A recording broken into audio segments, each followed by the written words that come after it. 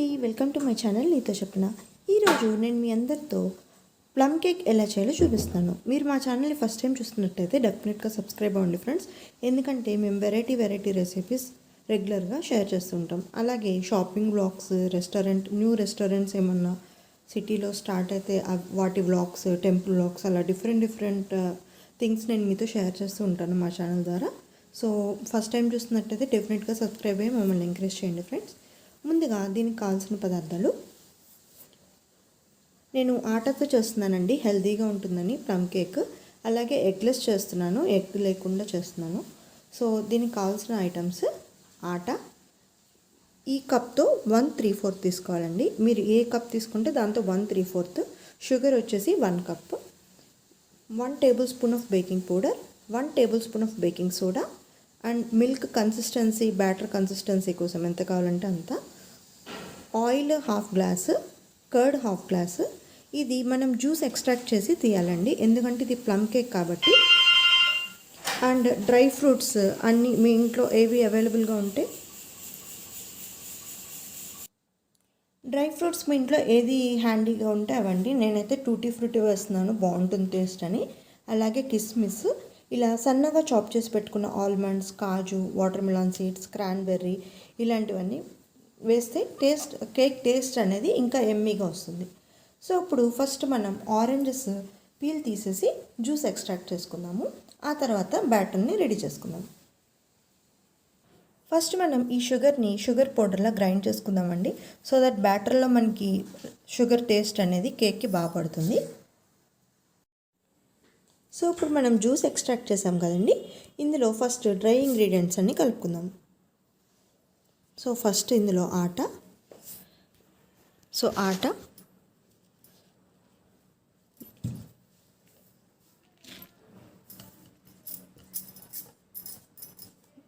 Baking powder, baking soda,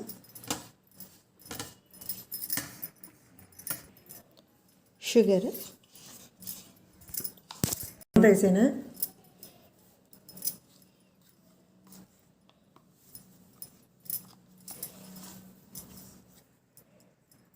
so first ఇవి ఒకసారి mix చేసుకుందామండి, డ్రై ఇంగ్రీడియంట్స్ అన్నీ. సో ఇప్పుడు ముందుగా మనం ఎక్స్ట్రాక్ట్ చేసిన ఆరెంజ్ జ్యూస్ వేద్దామండి.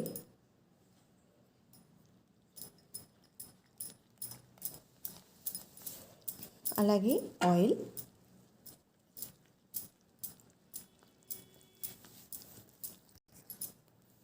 కర్డ్,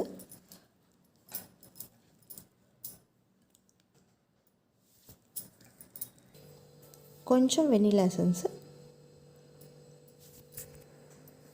అలాగే ఇప్పుడు మనం కట్ చేసి పెట్టుకున్న డ్రై ఫ్రూట్స్ అన్నీ వేద్దామండి.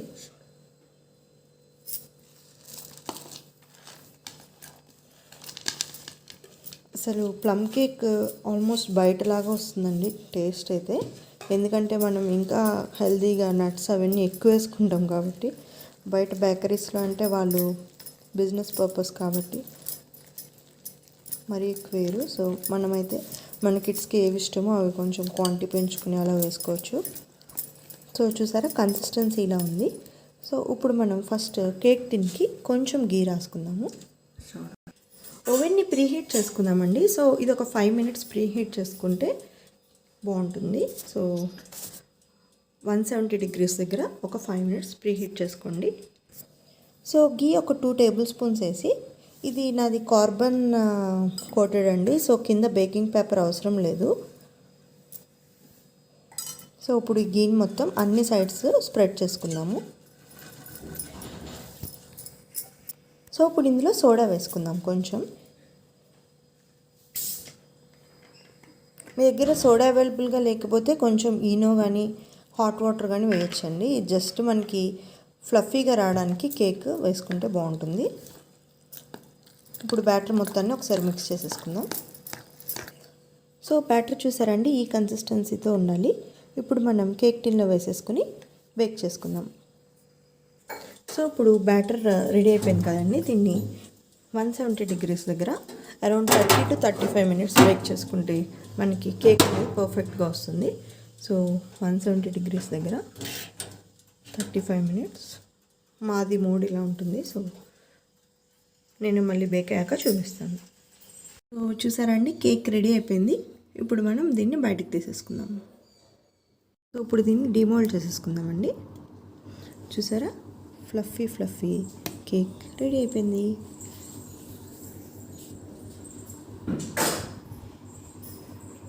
కేక్ కొంచెం చల్లారనిద్దామండి, అప్పుడు మనకి ఎడ్జెస్కి అనేది అంటుకోకుండా బాగుంటుంది.